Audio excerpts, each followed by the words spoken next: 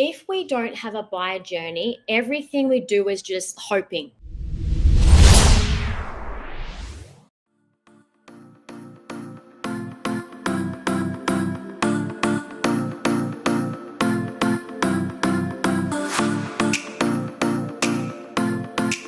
Hello, Holly, and welcome. My name is Dee. For everyone that is following us, I'm very excited to introduce you to Holly today.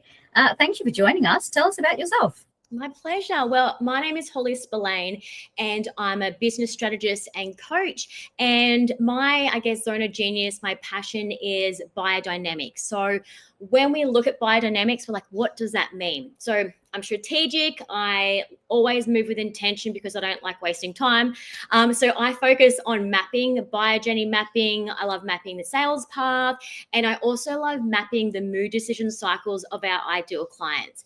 And I found that when you bring these together, everything you do in your business is always moving intentionally closer to the sale, but it just means that your time is very focused and you're always just moving with intention. So we have more time back. And yeah, I like to call myself actually the mapping queen because I map everything that I do. I'm so strategic. I'm very intentional. And so I guess in in a small little package, that's who I am and that's what I'm about. I love that. Intentional steps help businesses grow forward. So for those of us that don't know, what is buyer journey mapping? Okay, so we obviously know and we've heard a lot about buyer journeys, right? We often go, what does that actually mean? So when I talk about buyer journey mapping, it really is giving you that visual of where your buyer is coming from and where they're moving to next, every step of the way on your sales path down to ultimately the sale. So mapping is just having that visual plan of those steps on the buyer journey, so you know where they're coming and how they're ultimately going to get to the bottom of that sales path where they're signing up for your offers, they're inquiring about your offers, so just down to the sale. It's that visual map. So would we be able to relate that back to the sales funnel or the marketing funnel for those of us that might know that term or phrase? Right. So in terms of the sales funnel, I call it the sales path, right? So basically it's it is like that traditional sales funnel. We have a top and we have a bottom. So when you have that sales funnel, the buyer journey really is understanding those movements within the sales funnel that take people from the top, like the awareness, and take them through the individual steps of the sales funnel. So when you talk about the sales funnel, for me, anyway, I tell my clients you always have that middle of the sales funnel, which is where we build the trust. And so when you have a buyer journey, the buyer journey might take you through those steps of the trust, or it might be as simple as, what path is it? Is it, here's my offer, click, here's the sale? So yes, it is a sales funnel, the buyer journey. It doesn't have to be complicated. It can be very short. So does that sort of answer your question? Absolutely does. Absolutely does. So, and I think that's so important, but obviously you can touch on that further, why it's so important for all business owners, regardless of what industry. We're all obviously here as a business to either sell a service or a product or, solve a problem. How important is that, and why should everyone be very, very mindful of this? If we don't have a buyer journey, everything we do is just hoping. We're hoping we're doing things. And I actually think that without having a buyer journey, you are losing out on sales. Because when we have that visual map, we can actually see when sales are being blocked, when movement's stopping. We can see the bottlenecks in our business. So having that visual buyer's journey map, it helps you see where those blockages are. So then we can fix them up, we can free them, we can build ones, then everything flows easy. So the map is creating those steps. So for example, I did some buyer journey mapping auditing today. And what I loved about this is I was able to see the entry points in which the customer comes in down to that sales path, but I was able to see where in that on that step, on that path, where the sales are being blocked, where people are forcing their buyer to jump through these buyer hoops where decision fatigue is created and people are falling off that sales path or the sales funnel. So it's so important that we have a buyer journey. If you don't have one, everything is just guesswork. You're never moving with intention. You're wondering why you're not getting sales, why buyer movement is slowing down. Everyone must have a buyer journey. And I believe that sales actually comes from having your buyer journey. Absolutely. And I think you nailed it. Decision fatigue, and especially when they're overwhelmed with so many options on the market, especially if they've been looking at, not just one thing, but another thing, and they're comparing your prices and your services and everything, it gets crazy. So making that as easy as possible for them definitely helps, which, I don't have to tell you about that. So in that regard, for example, our client base, we've got butchers, transport, hairdressers, brokers, all sorts of people, and they're very different industries. How important is that industry to industry? Every industry and every business has a different buyer journey. And of course, this depends on what their goal is. I always say that at the bottom of this sales funnel, right, we have these big yes goals, which are our revenue vehicles. These are the big products or services that are bringing in, the revenue. And so each buyer journey is tailored specifically for a business in line with that revenue vehicle.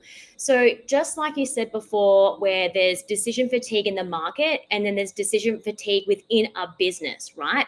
So if we can map our buyer journey specifically for each business and the goal, we eliminate all those decision fatigues within our own business, right? So it's important that everybody has a buyer journey, but it's different for every business, because the entry points also could be different. So depending on where your ideal client is finding you, then that ultimately changes the buyer journey. So if people are finding you on social media, we need to look at the buyer journey. What are the steps they're taking from finding you on social media to actually booking or buying from you? If they're finding you on Google, we need to have a look at the buyer journey there. So yes, there's different buyer journeys for each different business, but I believe that, I guess in an overall framework, it's a similar buyer journey, but when you pull back the layers and you go deep into the business, then you can tailor the buyer journey specifically for the goal and the business. So apart from tailoring, what would be the key things that we need to keep in mind for that buyer journey? I always think, and it comes back to these buyer hoops, and I see this all the time, we all get these beautiful websites, right? And we fill it with all this information, and it can be information overload. And again, decision fatigue, but that is fine. So when you create intentional steps, so if the step is you want them to fill out an inquiry form, if you put that form all the way at the bottom of your page, you are making the buyer jump through this extra hoop of trying to get down to the form, right? To get down to the inquiry. So I always tell my clients that you want to make those steps easy. You don't want to jump through hoops. So you would move ultimately that inquiry form to the top of your page, right? Because I also like to think that when we know our ideal client, we understand the external factors that are happening in our life that pull people away from the buyer journey, that pull people away from our sales funnel. So if we can make these steps very intentional, then everything becomes very easy. So I don't know if I just went off on a tangent then, if that was the actual answer that I was supposed to give you, but I'm just so passionate about buyer journey and the decision fatigue it creates if it's not good, because we lose out on sales. So no, I think you've nailed that question. Because it is so true. And I'm thinking about my own website and going, I'm going to have to change where my contact form sits now. So look, definitely helpful for everyone. So talking about, I guess, the hoops and jumping through buyer journey, how about we touch on the buyer psychology of it? Because I think that definitely comes into play. Well, that's right. Buyer psychology is, in a league of its own, really. And it's not just about, and again, it comes back to this information. We think that the buyer needs to have all this information in order to purchase. But what this buyer needs is it actually needs to feel safety in order to buy. So when we talk about buyer psychology around that, we need to think, how can we make our buyer feel safe? in order to take the next step in the journey to buy. And we do this all the time. We have Google reviews, we, have testimonials on our websites. So I believe that those should be front and center when it comes to taking people on this journey, because it automatically creates trust. And what it also is really important is, we always do our due diligence as a buyer. We always have a bit of a look around to see, okay, yes, not what necessarily are our competitors doing, but who else is buying from this business? What is their experience? So if we can showcase links to our Google reviews so they can go and see that, yes, others are buying, their experience has been good, they start to feel safe in order to buy. So keeping that at the forefront of whatever you do in your buyer journey, making the buyer feel safe to move them through that buyer journey. So there's different things that you could do. Like I said, the Google reviews, there's wordings that you could use, messaging, and making sure that you're using your ideal client's messaging. So it feels like not only do I feel safe, but I actually feel like they're talking to me, like they're using my language. And I think when you get overcomplicated with messaging, it alienates the buyer. So therefore they don't feel safe to buy. Actually needs to feel safety in order to buy. So when we talk about buyer psychology around that, we need to think, how can we make our buyer feel safe in order to take the next step in the journey to buy? And we do this all the time. We have Google reviews, we, have testimonials on our websites. So I believe that those should be front and center when it comes to taking people on this journey, because it automatically creates trust. And what it also is really important is, we always do our due diligence as a buyer. We always have a bit of a look around to see, okay, yes, not what necessarily are our competitors doing, but who else is buying from this business? What is their experience? So if we can showcase links to our Google reviews so they can go and see that, yes, others are buying, their experience has been good, they start to feel safe in order to buy. So keeping that at the forefront of whatever you do in your buyer journey, making the buyer feel safe to move them through that buyer journey. So there's different things that you could do. Like I said, the Google reviews, there's wordings that you could use, messaging, and making sure that you're using your ideal client's messaging. So it feels like not only do I feel safe, but I actually feel like they're talking to me, like they're using my language. And I think when you get overcomplicated with messaging, Okay, that's really interesting you say that. So talking about content though, and yes, social media and whatnot, posting content and using that buyer journey content, I mean, that's very different things. There were some people post for the sake of staying active on social media, whereas some people, you can tell they're very strategic in their moves and how they're posting on socials. So what would be your advice around that? So I believe when it comes to creating content for social media, the content you should create should be activating. I use content as activation, right? And the activation gets people into the DMs, pushes people out to the link in your bio. So when it comes to the buyer journey, the content does the heavy lifting in activating your buyer to move closer into the DMs, right? Which we do by using messaging that feels like we're in their head. The buyer journey gives us entry points. So for example, when we use Instagram stories, we know that our hottest leads are in Instagram stories. So that is an entry point to get them through onto our buyer journey. So today when I was doing the auditing, we looked at the 3 different entry points on Instagram or social media to get people to our sales, but to get people on the buyer journey. The first one was using Instagram stories. People using Instagram stories literally had a link that the person could click and will take them straight to their sales page or inquiry page. That right there is a 2-step process, a 2-step buyer journey from find to buy. Yeah, right? Very simple. And then we have a look at the content like you were just talking about. In the content, it's another entry point to get people on our buyer journey. Now, in our content, we might say the link in the bio, comment a keyword, right? Those are the first entry points in. If by then you say go to the link in our bio and they can't find what it is that you were talking about, you are making them have to think, do the heavy lifting. They can't find what you're talking about. So you are blocking your sales path and your buyer journey because your bio doesn't represent, the link in your bio doesn't take them to what you were talking about. So if you were saying, for example, sign up, if you have an inquiry, the link is in our bio to fill out a form. I would expect that I could go from that post to the link in your bio and see a link that said inquiry. So right then I have taken one step to go to your bio, and a second step is clicking on the link in your bio, which has taken me to a form on your website to inquire about your service. That's a 2-step bio journey. Now, the next one is when you actually get to the link in your bio. If I get there and there is all these options, right? I think we've all been this when we go to a link in the bio and there's like all these options. I have decision fatigue.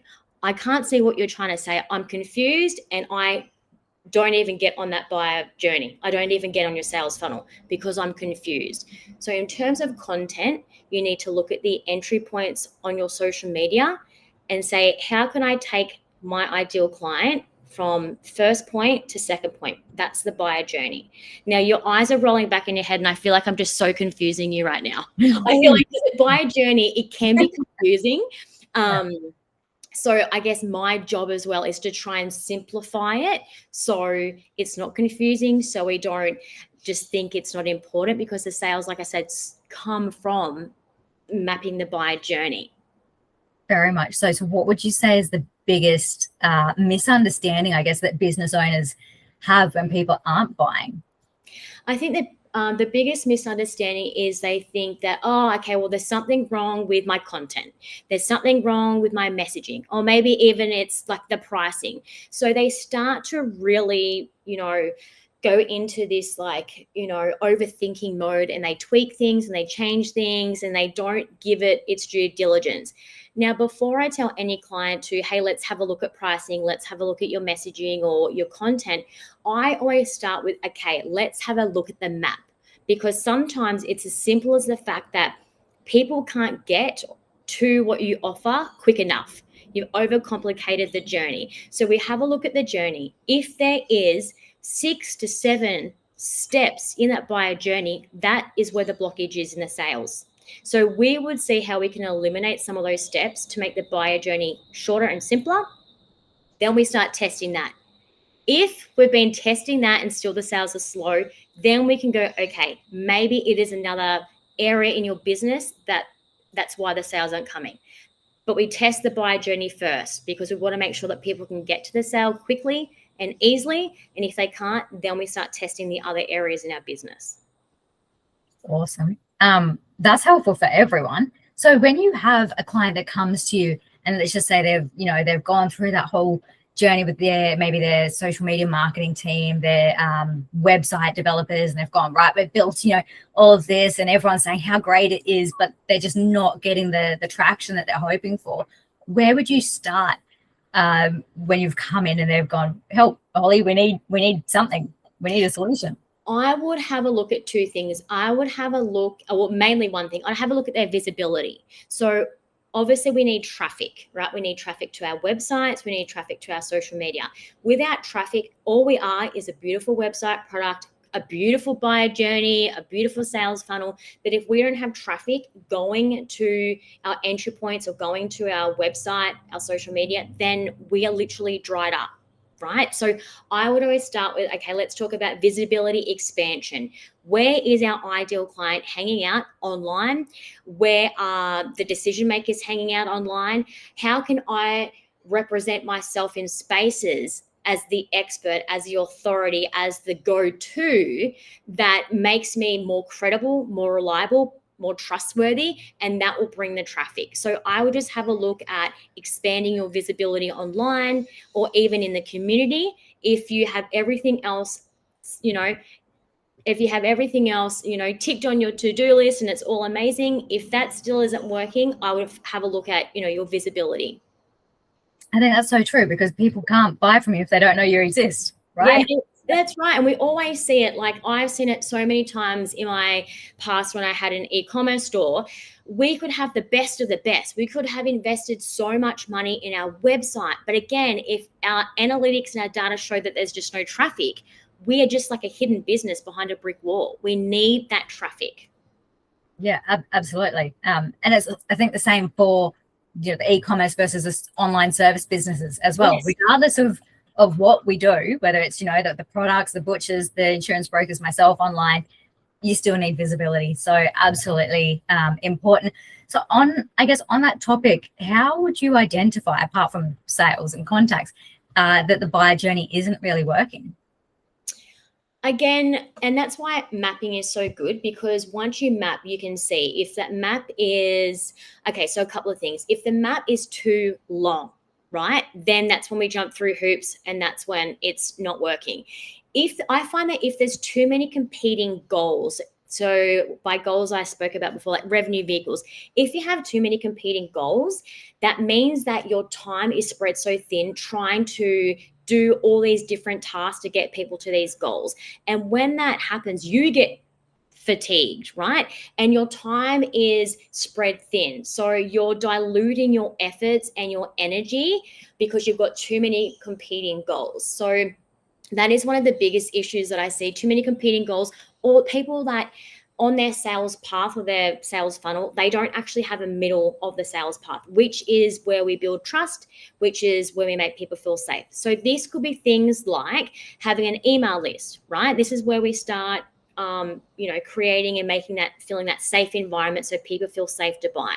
So a lot of people miss out the middle of the sales path. So there are a couple of the things that I see that really stop businesses in their tracks. Too many competing goals, because then their time is spread thin and they get decision fatigue. They have nothing to really focus on because their time is split.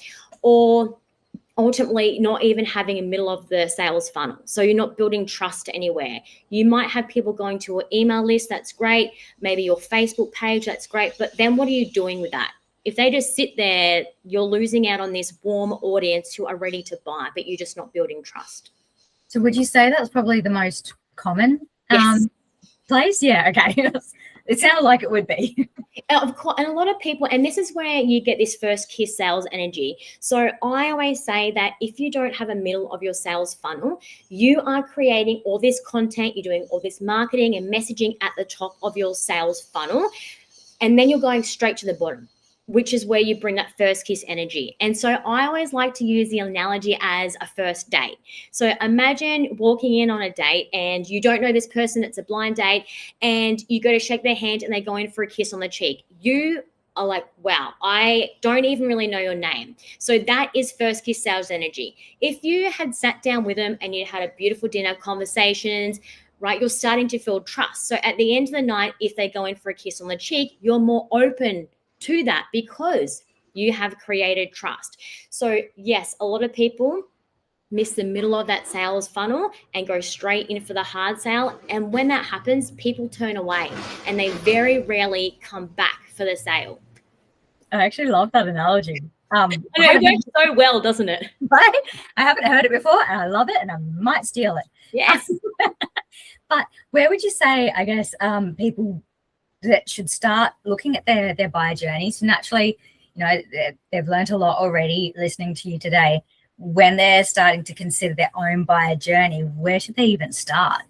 Okay, so I always go, what is our goal? So just say your goal is to get new clients. Okay, my goal is to get some new one-on-one clients as an example, right? So my goal is to send them to maybe an inquiry form, right? So we can start those conversations. So the buyer journey specifically, if I was using, let's say, social media, one of the entry points would be using Instagram stories. And of course, you would be talking about, your service, the offering, the problem, all that, with a link directly to a form on your website that takes people there. So you are talking about what you do. If you want more information, click here. So that buyer journey takes them from this, click the form, and they're on your website sending an inquiry form, right? So I would be going, what's the goal? One-on-one clients. How else can I get people to that form, right? Because that's a form you want them to fill out to start the conversation. So I would be putting the link in my bio, and the link would be clearly labeled, inquiry form, want to work together, and that link takes them straight to your website where that form is.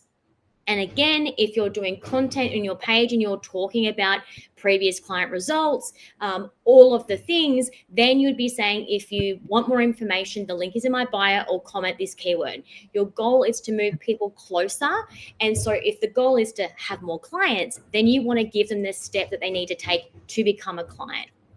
I love that. Do you find that, like comment keyword below, do you find that actually does work? Now, it's interesting because we've all heard of ManyChat. Yes, right? So this became very huge. Now, I had it for a while, but I stopped using it because it was impersonal, right? As a business owner, it's like crucial we create trust and we be human. So even if you say comment keyword, or DM me the keyword, what you're doing is you're opening the door to a conversation. You don't have to, people rush all the time and think, oh, I have to get back to this person straight away. I might even create an automated response. I think that's very impersonal. You can get back to someone the next day when it sounds human. So I actually like the DM comment or send me a DM, but that's not attached to automation, right? Because it's the open entry into a conversation, into taking someone from cold to warm.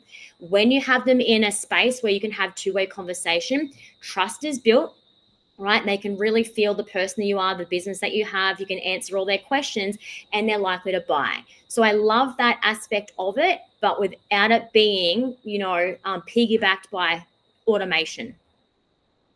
I love that. I know my clients get, there might be a 2-hour window where I haven't replied, and then they'll get a reply. And same for when I'm on Instagram. It might be the next day that I reply, but at least they know that it's coming from a real human. Yes.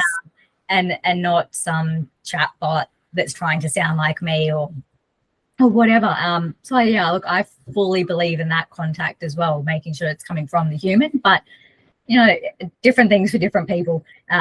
For sure, I know other people that have still used ManyChat and they love it. It works for them. Kudos. Exactly. And in business, you have to trial and test what works for your business. And again, if it didn't work, then that's an issue on your buyer journey, and that's a step that you would look at. So that's right. Trial and test for every business, and whatever works, then you focus on the areas that work to get the sale. Love that. So speaking of sale, obviously, I mean, I think we know where this is going. Having a very nice mapped out process for that would shorten the buyer, the point from I don't know who you are to closing the sale, right? Yes, of course. And if you're using social media, your content does the heavy lifting where you're taking them on their own journey of awareness.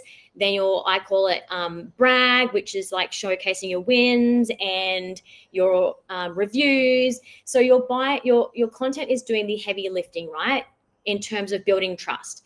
And then you are shortening the journey, because if they look at your content, they can binge everything. They can see you've got reviews, you've got case studies, you've got products. I'm aware, that's my problem, that's the solution. So they're already warming up and are ready to jump on your buyer journey when you have done content the right way.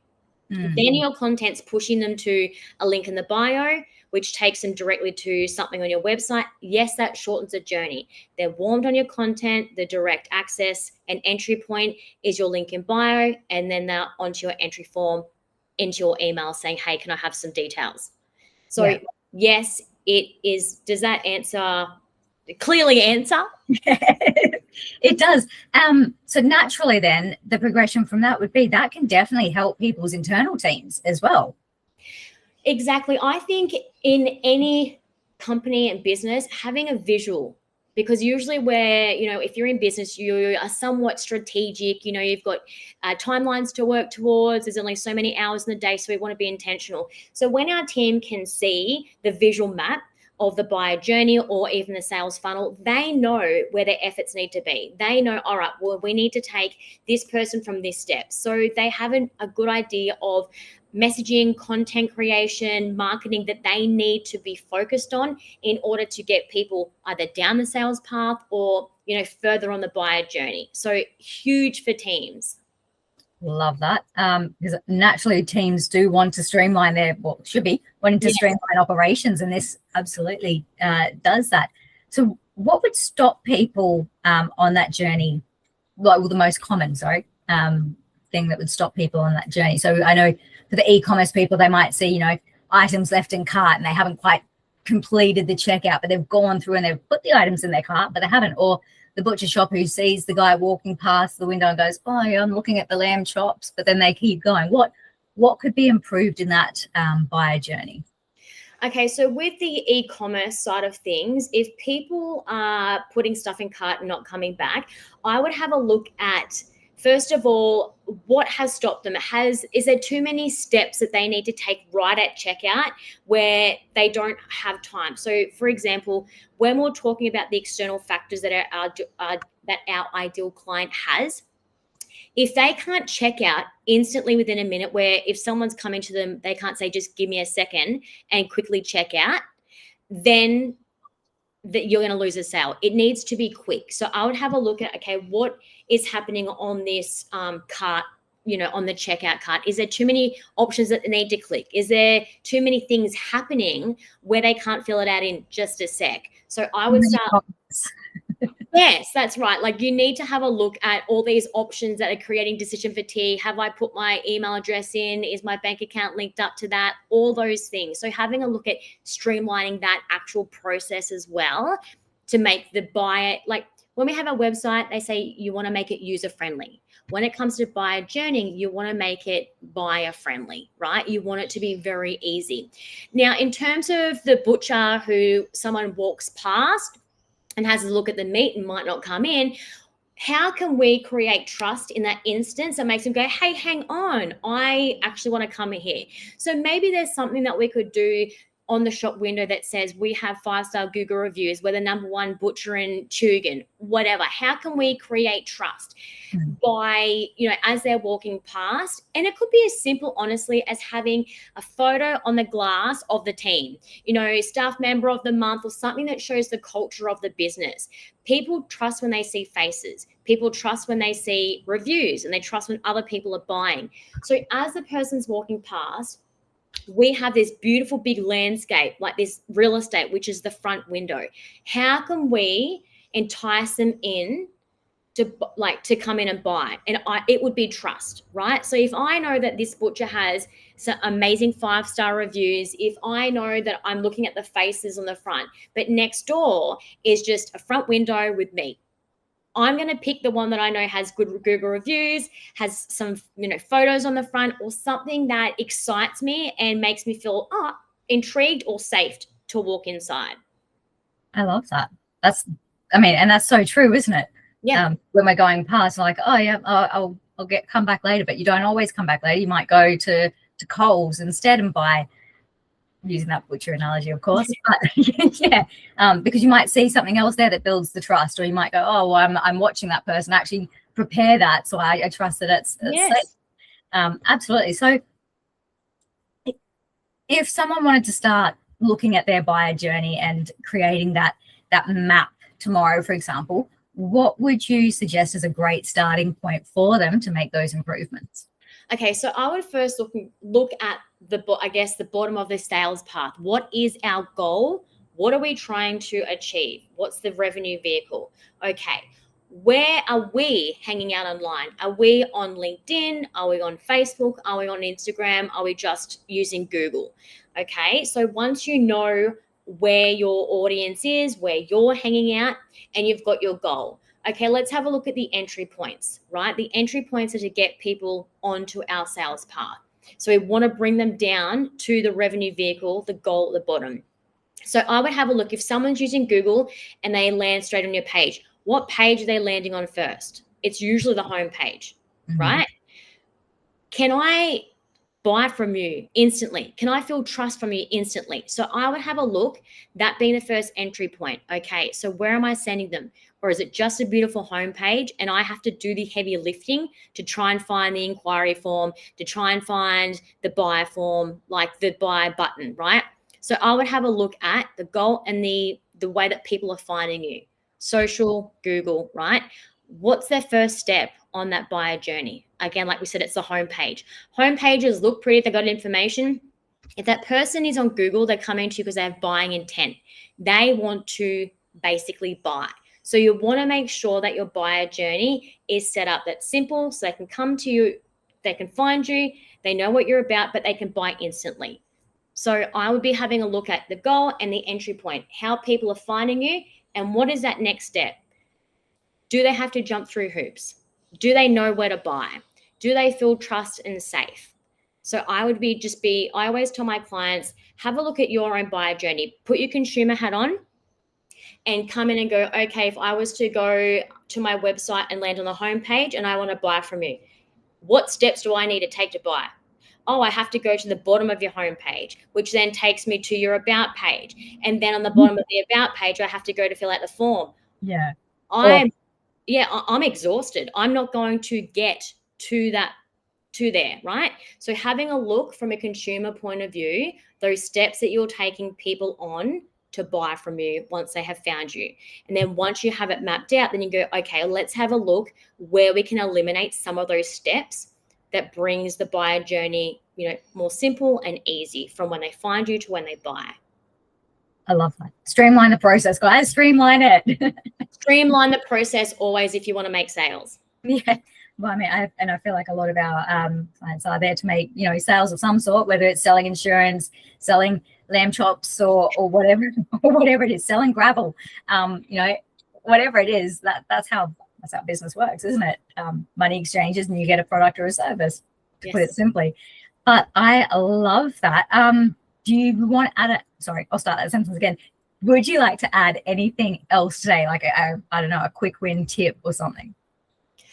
I guess the takeaway, because I know buyer journey mapping and buyer journey sounds confusing and you're probably just sitting in there and your head is spinning like what? Just keep the journey simple. That's all you want to do. How are people finding you and how quick are the steps that they need to take to buy from you, to inquire about what you offer? Have a look at how many steps you have. If you're confused, if you're fatigued, your buyer is too. And when, confused buyers, they don't buy. So I want you to just think about simplifying and having a look. Okay, that would be my thing. Don't let the terminology of buyer journey mapping confuse you. You just want to have a look at where people are finding you and how long it takes them to buy. What are those steps? If there's too many, simplify it. If you have too many goals, simplify it. If you don't have a space where you can build trust, add it. It's as simple as that. I love that. There's some really good takeaways in this. Well, Holly, thank you so much for joining us. I've had fun and I've actually learned a lot myself. This has been awesome. If people want to get in contact with you, how can they do that? You can find me hanging out over on LinkedIn at Holly Spillane Official, or I'm also over on Instagram at Holly Spillane Official as well. Fabulous. And guys, we'll drop the contact links as well, so you don't have to remember that if you forget. We'll make sure the links are in below. But thank you so much for joining us, Holly. My pleasure. Thanks for having me, Dee. No worries.